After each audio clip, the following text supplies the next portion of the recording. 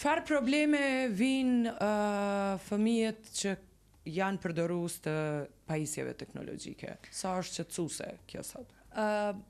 Është tash kur e studion fizioterapin, e gjithçka që te e lidh me trupin tënë për shkak të profesionit, normalisht me trupin e gjithë secilit është sa më natyrshme.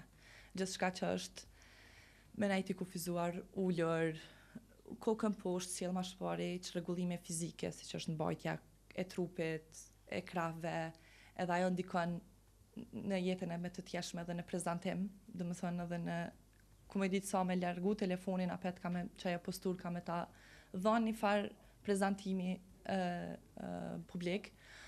Ndërsa sa i përket anës psikologjike i dëmton shumë për shkak se prezantimi i fëmijëve me ekran i mëson ata veç me marrë informatën, jo me dhënë informat. Tash domethënë nëse një fëmijë e shet telefonin për një kohë të caktuar, ai nuk komunikon me telefon, ai vetëm e merr informatën dhe si e tillë çon në vonesa se çysh duhet me komuniku me të tjerët. Domethënë shumica e sjelljeve që na i kemi sot është për shkak që i kemi pa gjatë jetës tonë prej fëmirisë së hershme. Cili është mesazhi jot për gjithë ata prind që po na ndëgjojnë? Në çka me pas kujdes ose kohë caktuar ose kur me reagu ose ekrani është rrepsisht i ndaluar, sidomos në 2 vitet e para të jetës, domethënë 0-0-0. E qysh me hongër buk fëmijët tonë?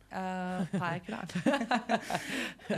Ka shumë metoda inovative, shumë të mira, shumë argëtuese edhe për fëmijët. Unë kam nipa që për mi ushqy ata po jena në gjendje edhe me bo majmunin e